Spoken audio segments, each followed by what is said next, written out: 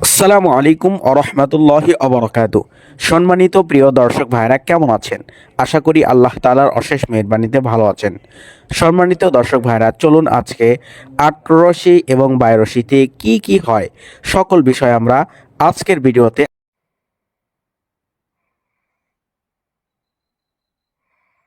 আপনাদেরকে দেখাবো ইনশাআল্লাহ। চলুন আমাদের মূল্যবান সেই ভিডিওটি শুরু করা যাক। এ টু জেড। সম্মানিত প্রিয় ভাইরা, দেখতেই পাচ্ছেন আমরা দুই বন্ধু একই জায়গায় দাঁড়িয়ে আছি। এখন আমরা সুন্দর করে এক কাপ গরম গরম চা খেয়ে শরীরটা পাতলা করে নিয়ে আমরা চলে যাব আমাদের গন্তব্যস্থলে। এর আগে আমাদের একটু হালকা ভারী খাবার খেতে হবে। ভারী খাবার খাওয়ার শেষেই চলে আসলো আমাদের সেই ঐতিহ্যবাহী গাড়ি, যেই গাড়িতে করে আজকে আমরা ট্রাভেলস করব সিরাজগঞ্জ থেকে সরাসরি ফরিদপুর আটরশির ময়দানে। সম্মানিত প্রিয় ভাইরা, চলুন দেখা যাক আজকে আমরা কি করি। প্রথমে আমরা সুন্দর করে বাসের ভিতরে উঠে বসলাম। সুন্দরতম সিটে আমরা সুন্দরভাবে এই জার্নিটা কমপ্লিট করেছি। দেখতে দেখতে আমরা লালন শাহ সেতুতে আসলাম। আসসালামু আলাইকুম ওয়া রাহমাতুল্লাহি ওয়া বারাকাতুহু। গাইস, সারা রাত্রি জার্নি করার পরে এটা আমাদের গাড়ি। এখন আমরা সম্ভবত এখন রাজবাড়ী জেলার ভিতরে হয়তো আছি। তেল পাম্পে এখানে গাড়ি থামিয়েছে। আমরা কিছু হালকা পাতলা নাস্তা এবং জরুরি কাজগুলো আমরা সেরে নিচ্ছি। সো আমাদের ভিডিওটি দেখতে থাকুন। সম্মানিত প্রিয় দর্শক ভাইরা, দেখতে দেখতে আমাদের গন্তব্যস্থলের দিকে আমরা চলে এসেছি এবং আমাদের জায়গাটা পেয়ে গিয়েছি। এরপরে আমাদের শুরু হলো রাস্তা দিয়ে হাঁটা। কনকনা এই শীতের ভেতরে প্রত্যেককেই এই পীরের মাজারে যেতে হলে আপনাকে জুতা খুলে তারপর প্রবেশ করতে হবে। অর্থাৎ আমরা প্রায় 8 থেকে 10 কিলো আগে থেকেই জুতা খুলে এরপর আমরা মাজারের দিকে প্রবেশ করেছিলাম। সম্মানিত প্রিয় দর্শক ভাইরা, আমরা যখন ওই জায়গাতে পৌঁছেছিলাম ওই সময় ফজরের টাইম ছিল, তাই সবাই নামাজ পড়ে নিচ্ছি। এরপর আমরা একটু রেস্ট করতে করতে বেলা 8টা বেজে গেল। এরপরে তড়িঘড়ি করে শুরু হয়ে গেল আমাদের খাবারের মাঠের দিকে যাত্রা। সেখানে গেলাম, সুন্দর করে রিসিপ্ট নিলাম, খাবারের টোকেন নিলাম। এরপরেই লাইনে দাঁড়িয়ে গেলাম। হাজার হাজার লক্ষ লক্ষ মানুষ দাঁড়িয়ে আছে লাইনে। এরপর খাবার দিয়ে দিল আমাদেরকে। আমরা সুন্দর করে খাবারটা নিয়ে এসে মাঠের ভিতরে সুন্দর করে বসে পড়লাম। এরপর আমার বন্ধুর দিকে একটু ক্যামেরাটা ফোকাস করলাম। ও নিজেও সুন্দর করে হাত দিয়ে খাবারের প্লেটে হাত দিয়ে দিল। এরপর আমাদের খাবার শেষ হয়ে গেল। সুন্দর করে আমারটা এবং ওরটা যে তবাক রয়েছে সেটা কিন্তু ধুয়ে আবার সেই দরবারের ভিতরে জমা দিতে হয়। অর্থাৎ এটাতেই আবার আরো যে ভাইয়েরা রয়েছে তারা কিন্তু এসে খাবার খাবে। সম্মানিত প্রিয় ভাইরা, এরপরে আমরা সুন্দর করে আমাদের যে টার্গেট ছিল সেটা হলো পুরো এলাকাটা আমরা সুন্দর তাহলে বোঝা গেল আমার আল্লাহ পর্যন্ত পৌঁছতে গেলে আমার রসুল লাগবে কি লাগবে না? জবান করে বলেন, জাকের বাইরে রসুল লাগবে কি লাগবে না? এই সম্পর্কে হুজুরকে বাদান বলেন, বাবা যার ভিতরে রসুল্লাহর মহব্বত, যার ভিতরে যতটুকু তার ঈমান ততটুকু, যার ভিতরে রসুল্লাহর মহব্বত নাই ওই ব্যক্তি বলতে ঈমান নাই। করে পরিদর্শন করব এবং স্টেজের সামনে পিছনে কি আছে এবং মানুষ কোথায় যাচ্ছে এই সম্পর্কে সবকিছু আমরা জানবো। সো গাইস, দেখতে দেখতে আমরা চলে গেলাম একদম স্টেজের সামনে। সেখানে গিয়ে দেখলাম হুজুররা সুন্দর করে বয়ান করছেন এবং হাজারো হাজারো মানুষ এখানে সুন্দর করে শুয়ে বসে দাঁড়িয়ে থেকে সুন্দর করে তারা শুনছেন। এরপর আমাদের টার্গেট ছিল আমরা সুন্দর করে চলে যাব এই হাজারো হাজারো লাখো লাখো মানুষের যে রান্না হচ্ছে সেই রান্নার স্থলে এবং সেখানে গিয়ে পরিদর্শন করব এখানে কেমন করে রান্না হচ্ছে, কতজন মানুষ রান্না করছে, কিভাবে রান্না করছে। সম্মানিত প্রিয় ভাইরা, দেখতেই পাচ্ছেন খাবারের মাঠে খাবার নিয়ে যাওয়ার জন্য তড়িঘড়ি করছে মানুষ। হাজারো হাজারো মানুষকে যখন মিনিটে মিনিটে খাবার দিতে হয় তখন এক প্রকারের প্রেশার পড়ে যায়, আর সেই প্রেশারই দেখা যায় এখানে আসলে। এখানে সুন্দর করে শত শত পাতিলের ভেতরে রান্না হচ্ছে। একদিকে ভাত রান্না হচ্ছে, অন্যদিকে তরকারি রান্না হচ্ছে, অন্যদিকে গোশত কাটাকাটির কাজ চলছে, অন্যদিকে জিরা মশলা যত প্রকার খাবার এখানে প্রয়োজন সব কিছুর পরিবেশনা চলছে। সম্মানিত প্রিয় ভাইরা, এখানে শত শত মানুষ কাজ করছেন এক একটা ডিপার্টমেন্টে। কেউ খাবার ডিপার্টমেন্টে কাজ করছেন, কেউ কসাইখানাতে কাজ করছেন, কেউ ভাত নিয়ে যাওয়ার জন্য কাজ করছেন, আবার কেউ তরকারি নিয়ে যাওয়ার জন্য নিযুক্ত রয়েছেন। সম্মানিত প্রিয় ভাইরা, এখানে আসলে আপনারা দেখতে পারবেন মানুষ কিভাবে সমঝোতা মেনে এখানে ডিসিপ্লিনের মাধ্যমে মানুষকে আপ্যায়ন করে থাকেন। সম্মানিত প্রিয় ভাইরা, এরপরে আমাদের মূল টার্গেট হলো কেন্দ্রীয় গোশালা, অর্থাৎ পুরো বাংলাদেশ থেকে যতগুলো মানুষ আসছে এখানে, কেউ কেউ ছাগল, কেউ কেউ উট, কেউ কেউ হরিণ, কেউ কেউ মোরগ, কেউ কেউ মুরগি, বিভিন্ন প্রকার যেই খাদ্য সামগ্রীগুলান রয়েছে, প্রাণীগুলান রয়েছে, তারা কিন্তু এই পীরের মাজারে সেগুলো দান করে দিয়েছে। অর্থাৎ কেউ একজন এই উটটাও এই পীরের মাজারে দান করে দিচ্ছে। অর্থাৎ প্রিয় ভাইরা, এখানে যে লোকটাকে আমরা স্ক্রিনের ভিতরে দেখতে পাচ্ছি, ইনি হচ্ছে এই উটের রাখাল, অর্থাৎ ইনি একে লালিত পালিত করেছেন। তাই শেষবারের মতেও তিনি নিজে এসে তাকে সুন্দর করে খেদমত করছেন। হয়তো শেষের দিনে একেও জবেহ করা হবে। সম্মানিত প্রিয় ভাইরা, এরপর আমরা ধীরে ধীরে উট থেকে শুরু করে যতগুলো প্রাণী রয়েছে সবগুলোই কিন্তু আমরা দেখেছি। এরপর আমরা সুন্দর করে দেখব হরিণ, এরপরে সুন্দর করে দেখব এখানে যে বকরি গুলান দান করেছে।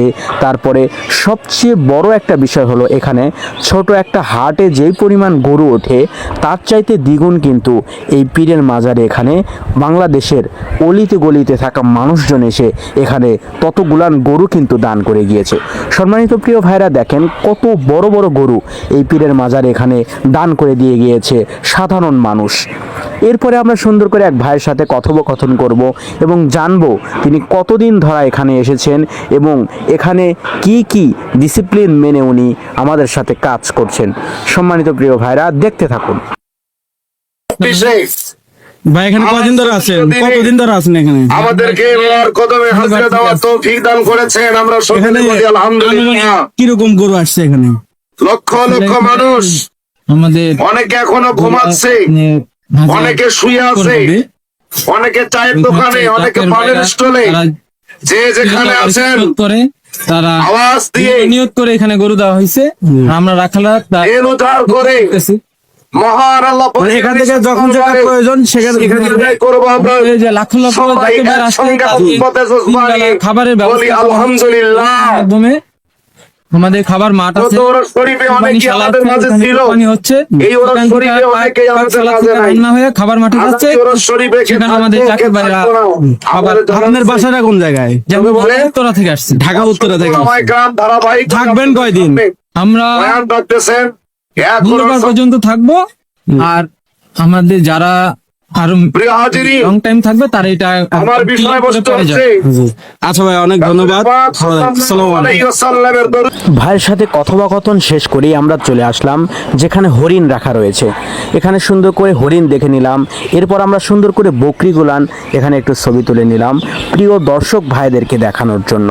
এখানে দেখেন শত শত মানুষের জন্য কিন্তু এই খাবারগুলান প্রস্তুত করে রাখা হয়েছে। যখন যতটুকুন প্রয়োজন এখান থেকে কিন্তু টান দেওয়া হচ্ছে। এরপর আমি কিছু কথা বললাম। আসসালামু আলাইকুম ওয়া রাহমাতুল্লাহি ওয়া বারাকাতুহু। আমরা এখন অবস্থান করছি 22 রশি গোশালা, অর্থাৎ যেখানে সকল প্রকার এখানে গরু, হরিণ এবং মুরগি, মোরগ এবং ছাগল বিভিন্ন ধরনের পশু এখানে রাখা আছে। এখান থেকে যখন যতটুকুন প্রয়োজন এখান থেকে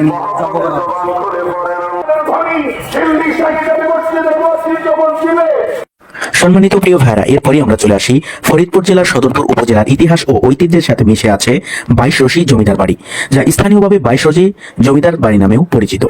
1800 শতকের দিকেই মূলত এই জমিদার বাড়িটি স্থাপন করা হয়। প্রতিষ্ঠার ইতিহাস: এই জমিদার বংশের প্রতিষ্ঠাতা ছিলেন উদ্যোগচন্দ্র সাহা। মূলত তারা ছিলেন লাবণ্যের ব্যবসায়ী। 1600 শতকের শেষের দিকে তারা ব্যবসা করতে ফরিদপুরে সদরপুর আসেন। 1824 সালে লর্ড ক্লাইভের শাসন আমলে তারা জমিদার বাড়ি লাভ করেন এবং পরবর্তীতে তৎকালীন ব্রিটিশ সরকার থেকে তারা রায় বাহাদুর খেতাব পান। জমিদার বাড়ির বিস্তৃত: এই জমিদার বাড়ি বা জমিদারের বংশের নাম 22 রশি হওয়ার পেছনে একটি উল্লেখযোগ্য কারণ আছে। তাদের জমিদারের আওতায় মোট 22টি পরগনা ছিল। কারো মতে ফরিদপুর ও বরিশালের বিভিন্ন স্থানে এই পরগনাগুলো বিস্তৃত ছিল, যার ফলে তারা 22 রশি জমিদার নামে খ্যাতি অর্জন করেছিল। সম্মানিত প্রিয় ভাইরা, চলুন আমরা জেনে আসি 8 রশির ইতিহাস। 8 রশির পীর বলতে মূলত শাহ সফি হাসমতুল্লাহ রহমাতুল্লাহ আলাইকে বোঝানো হয়, যিনি খাজা বাবা ফরিদপুরি বা বিশ্ব অলি হিসাবে ভক্তদের কাছে খুবই পরিচিত। ফরিদপুরের সদরপুর উপজেলায় 8 রশি গ্রামে তার প্রতিষ্ঠিত বিশ্ব জাকের মঞ্জিল আজ সারা দেশে পরিচিত। 8 রশির পীরের সংক্ষিপ্ত ইতিহাস নিচে কয়েকটি পয়েন্টে তুলে ধরা হলো। আট্রসি পীরের জন্ম। তিনি জামালপুর জেলার শেরপুর থানার পাকুড়িয়া গ্রামে জন্মগ্রহণ করেন। তার পিতার নাম ছিল শাহ আলাউদ্দিন। শৈশব থেকেই তিনি আধ্যাত্মিক বিষয়ের প্রতি অনুরাগী ছিলেন। 2 নম্বর পয়েন্টে রয়েছে আধ্যাত্মিক সাধনা ও খেলাফত লাভ। 10 বছর বয়সে তিনি তাকে সিরাজগঞ্জের বিখ্যাত পীর খাজা এনায়েতুল্লাহ রহমাতুল্লাহ আলাইহির কাছে নিয়ে যান। সেখানে তিনি প্রায় 30 বছর, মতান্তরে 40 বছর অবস্থান করেন এবং কঠোর সাধনার মাধ্যমে তরিকতের শিক্ষা গ্রহণ করেন। তিনি খাজা এনায়েতপুরীর অন্যতম প্রধান খলিফা হিসেবে নিযুক্ত হয়েছিলেন। 3 নম্বর পয়েন্টে রয়েছে আট্রসির আগমন ও জাকের মঞ্জিল প্রতিষ্ঠা।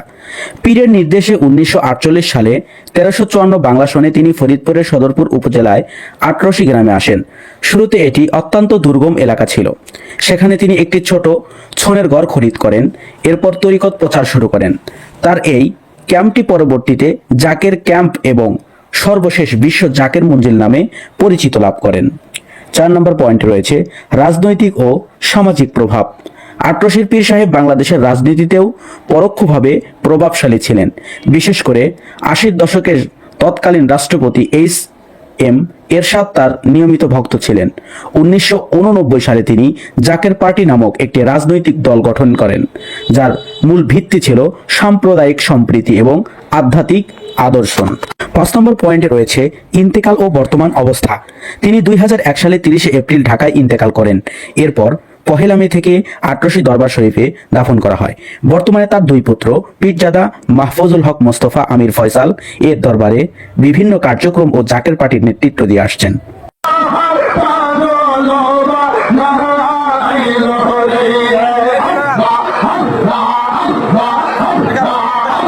সম্মানিত প্রিয় ভাইরা, এরপরে আমরা সুন্দর করে মেলার যে স্থানগুলো রয়েছে সেই স্থানগুলো একটু পরিদর্শন করলাম। বিভিন্ন রকমের জিনিস এখানে উঠেছে, তেমনি খাবার দাবারেরও অনেক প্রকার জিনিস এখানে উঠেছে। দর্শকরা তার মন মতো খাবার কিনছেন এবং পছন্দের মতো জিনিসপত্র কিনছেন। সম্মানিত প্রিয় ভাইরা, আজ এই পর্যন্তই। সবাই ভালো থাকেন, সুস্থ থাকেন। দেখা হচ্ছে আগামী কোনো ব্লগে। আসসালামু আলাইকুম ওয়া রাহমাতুল্লাহি ওয়া বারাকাতুহু।